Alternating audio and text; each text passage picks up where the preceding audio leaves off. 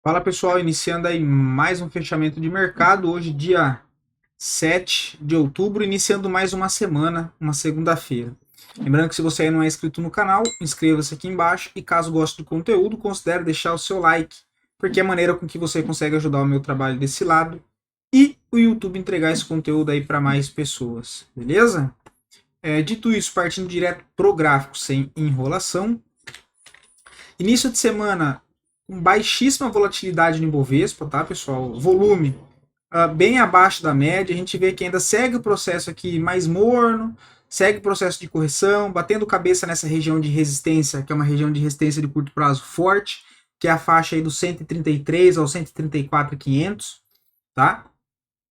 Vai precisar romper essa região e fechar acima para começar a gerar a expectativa de retomada de alta. E para baixo ainda segue lá aquela zona que a gente já mapeou aqui como importante zona de suporte, caso essa correção permaneça ainda mais para baixo, que é a zona do 129, 129,500. Tá? Por enquanto, o Ibovespa aí no início da semana, bem fraco, um dia aí bem tímido. Olhando rápido o dólar, ainda segue em zona de suporte também, processo de congestão, volume bem abaixo da média, né? Faz praticamente 2 semanas já que a gente vem comentando do dólar que não se mexe. Então, para gerar algo direcional, só abaixo do suporte na região dos 5.390 e para cima precisa romper essa LTB de curto prazo, fechando acima da região dos 5.590. Tá? Por enquanto ainda segue bem parado o dólar. Dito isso, já partindo lá para fora, a gente tem um S&P com uma queda hoje de 1%, tá? Uma queda aí de 1%. Seguindo o processo de congestão em topo, trabalhando dentro de um contexto de alta, mas armando aqui um caixote em topo. Tá? O que não pode é ele começar a fechar abaixo dos 5.660, que aí demonstra uma certa fraqueza nesse rompimento do pivô. Seria ele começar a fechar abaixo do ponto de suporte. Tá? Aí já geraria um sinal de alerta. E para cima precisa romper o topo anterior dos 5.775 para acionar um novo pivô de alta. Tá? Por enquanto ainda segue processo de correção lateral, volume aqui bem abaixo da média, mas uma queda relativamente significativa de 1%, mas ainda acima da zona de suporte. Tá? Dow Jones também sentindo no dia de hoje uma queda de 1%, segue trabalhando nessa congestão em topo que a gente já mapeou aqui também. Para baixo, né? Se começar a fechar abaixo dos 41.840, possibilidade de voltar a testar suporte anterior na cabeça do pivô, lá na faixa dos 41.570. E para cima precisa romper os 42.390 para acionar um novo pivô de alta.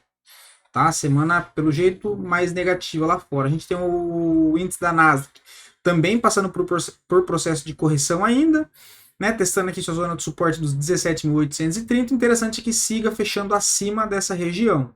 E aí para cima tem resistência só lá no topo mesmo, principal dos 18.680, mas por enquanto bem fraco também o índice da Nasdaq, o índice de tecnologia, né?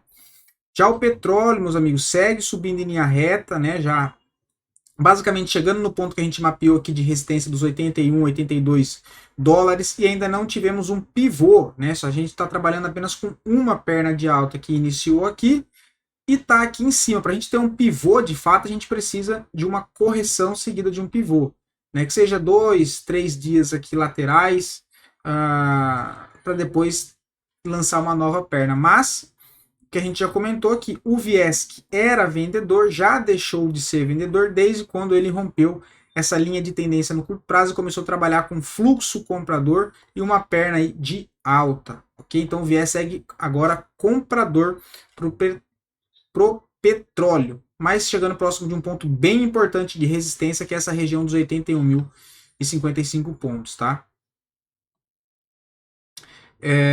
O minério de ferro armou o pivô de alta que a gente comentou, olha, não veio até a correção aqui embaixo, fez uma correção curta, ou seja, uma lateralização em topo, correção curta em topo, acionou o novo pivô de alta, bastante força compradora, próximo alvo 122,85, que seria retornar para o alvo, para o topo, né, principal, que é o topo do início dessa movimentação aqui de baixa anterior. Tá? Então a gente vê agora de fato o minério de ferro revertendo tendência e acionando um pivô de alta, trazendo o viés comprador novamente para o curto prazo, o que indiretamente pode acabar dando uma ajuda nos ativos correlacionados com esse setor, tá?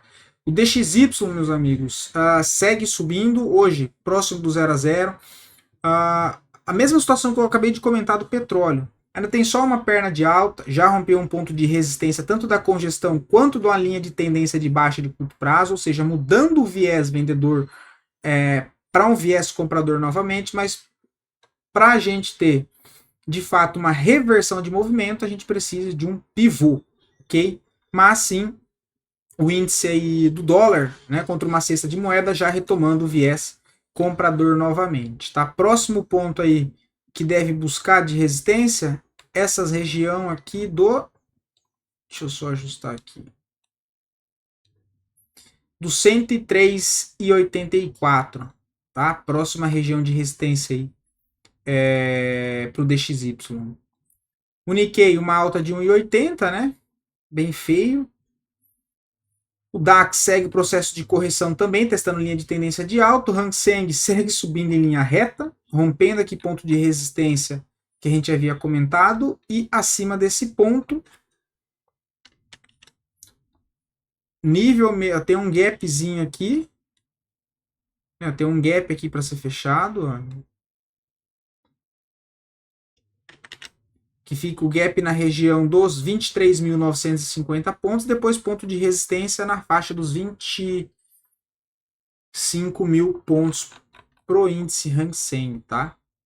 E Moex, que é a bolsa da Rússia, ainda não conseguiu armar o pivô, segue em processo de correção depois de tentar iniciar um pivô de alta após romper aqui o canalzinho de baixo, mas que ainda não concretizou, ok? Olhando aqui, o ouro segue processo de correção em topo, também aqui uma congestão, né, em topo, uma lateralização. Processo, né, zonas de suporte que pode ser testada, essa região dos 2.587. Segue tendência forte de alta no curto, no médio prazo. Próximo alvo projetado, a região dos 2.730 para o ouro. Tá? Para acionar um novo pivô de alta, precisa romper aqui a região dos 2.685. O gás, uma queda mais fraca, a gente havia comentado na sexta-feira que depois de ter feito um pivô de alta, fechar a sexta-feira, né, um dia assim, olha, com uma barra negativa abaixo do topo que foi feito o rompimento, significa fraqueza. Tá? Então significa fraqueza. Se fechar abaixo dessa zona de suporte aqui dos 2,72, começa a sugerir a possibilidade de uma correção um pouco ainda mais para baixo. Tá? Para cima ainda segue o topo principal como alvo, lá nos 3,15. A prata, que ainda segue processo de correção, não conseguiu confirmar o rompimento acima do seu topo principal dos 32,50, mas segue aqui correção em topo ainda, tá? Então a correção aí bem interessante para a prata, mas para acionar um novo pivô de alta, só fechando acima dos 32,50. Olhando aqui as criptos rapidinho, o Bitcoin ainda segue travado, tá, pessoal? Trabalhando aqui dentro de um canalzinho de baixa no curto prazo, mas que é uma bandeira de alta no gráfico semanal, no gráfico mensal, tá? Nossa, zona de congestão. Para cima tem resistência na faixa dos 67.000, 67.500. Para baixo, zona de suporte na região dos 52 mil dólares, tá? O Ethereum um pouco mais fraco, né? Tem zona aqui de suporte na região dos 2.100. Para cima, resistência intermediária 2.700, depois aqui a zona de 3.000. Mas o que a gente vê no Ethereum, pessoal, é a formação de muito nível de resistência, tá? Ou seja, bastante barreira aí pro Ethereum, ok? Antes da gente voltar para nossa bolsa, vamos dar uma olhadinha como é que foi o resultado do dia de hoje lá fora desse início de semana. A gente tem aqui as ações e os setores da bolsa americana, mais específico o S&P 500, com a performance do dia de hoje. E eu acho que fica muito claro aqui um dia muito mais puxado para o negativo, uma volatilidade forte para baixa, né? Porque a gente vê os vermelhos em cores mais claras, mais chamativo, que significa uma volatilidade maior para baixo. Tá? O que a gente vê de positivo é Nvidia do setor de semicondutores, mas no modo geral a gente tem setor de tecnologia, de consumo, de comunicação de serviço, consumo cíclico, de energia ainda foi levemente positivo, o industrial também levemente negativo, o setor de software, né, o financeiro, a maioria dos setores, 90%, né, a gente vê aqui trabalhando essa segunda-feira na ponta negativa, o que resulta na queda de 1% do índice do S&P, que foi o que a gente acabou de olhar.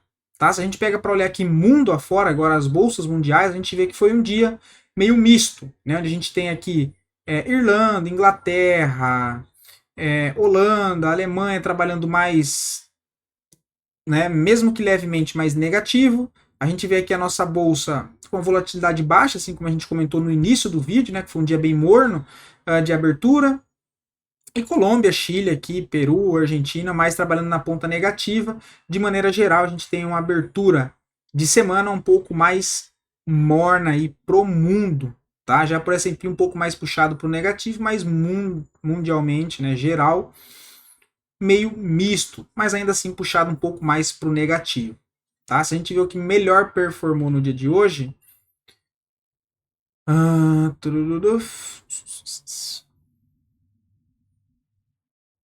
Melhor performance foi o VIX, que é o índice de volatilidade. Em segundo, o petróleo, que a gente viu que voltou a subir basicamente em linha reta, né, desde a última semana para agora. E a pior performance no dia de hoje, o gás natural, ok? Que a gente também viu ali que frustrou a tentativa de novo pivô, confirmando hoje a pior performance do dia. Beleza? Dito isso, voltando para a nossa bolsa, os dois ativos que mais subiu, a gente tem Local Web, que o papel performou 1,71, tá, pessoal? Então, para ver como que a nossa bolsa foi bem morta no dia de hoje. O papel que mais subiu foi 1,71 do índice Ibovespa, vale relembrar. Mas é um papel que segue trabalhando dentro de uma tendência de baixa, né, no curto e no médio prazo. Está em cima de uma zona de suporte aqui bem importante, que é essa região dos 3,93, tá? 3,90. Mas não tem nada aqui ainda interessante, assim, demonstrando força compradora por enquanto, tá? Mas é uma zona de suporte, estocástico aqui querendo virar para cima. A única possibilidade que teria aqui seria tentar uma contratendência nesse martelinho aqui, que seria melhor que tivesse sido um pouco mais para baixo, para tentar carregar, quem sabe, até lá a ponto de resistência, tá? Mas por enquanto ainda não faria nada, tá? Um papel que ainda não me chama muito mais atenção por enquanto. Para quem é mais conservador, ó, a gente poderia desenhar aqui basicamente um canalzinho de curtíssimo prazo de baixa, tá? Deixa eu tirar isso aqui. A gente vê aqui, olha, mais conservador pode esperar aqui algum fechamento acima dessa região dos 4,30 para tentar pegar algo na compra, mas por enquanto não vejo nada interessante aí no papel, tá? O segundo, a Natura, olha lá, Natura subindo aí 2,63, a gente comentou desse papel quando ele armou o pivô aqui, né, olha, foi no fechamento de quinta para sexta, que deixou essa barra, que a gente comentou de possibilidade de compra para tentar levar até aqui a região dos 16,26. Agora já não tem mais entrada, quem pegou aqui embaixo tem um stop muito bem protegido e acabou ficando bem posicionado, e o alvo está lá em cima dos 16,23, está correndo bastante fluxo comprador, tem espaço livre até essa região, lembrando que tem um gap aqui para ser fechado, tá? Tem um gap aqui em cima para ser fechado aí em Natura. Os dois ativos que mais caíram, Carrefour, que foi um que a gente comentou na semana passada, né? O alvo lá no 7,29, muito fraco o papel, setor de consumo, perdeu aqui mínima histórica, trabalhando dentro de um contexto de baixa já no curto e no médio prazo aí, Carrefour, tá? Próximo alvo 7,30. Por enquanto não vejo mais venda, tem que aguardar aqui um pullback, tá? Uma correção, por enquanto não tem mais nada. E acompanhando o setor, Açaí, que a gente já trouxe aqui, já cravou o alvo de 200%, o papel ainda está muito fraco, não vejo venda, não vejo compra. Para vender, gostaria de ver um pullback, pelo menos até média móvel de 20 no gráfico diário, mas o papel está tão fraco que não consegue chegar nem até lá, ok? Não vejo nada para ser feito aqui, muito fluxo vendedor ainda.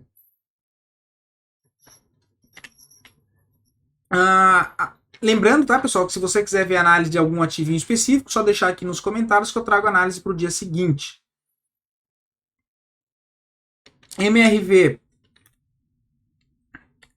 por enquanto, ainda está fraco, né? O papel trabalhando aqui num contexto meio lateral, meio sem força para subir, tá? Olha, para quem gosta do trade de correção, não é o melhor cenário porque ele não tem uma tendência, né? Não tem uma puxada legal aqui, olha. Teria uma compra, Stop curto tá rolando aqui embaixo, né? Olha, aqui embaixo. E o alvo aqui em cima. Única possibilidade que eu vejo, tá? Mas não é algo que, sinceramente, eu faria, tá? Acho que o papel ainda tá bem fraco ainda, ok? Vamos 3. Não vejo nada. Papel em tendência de baixa no curto e no médio prazo.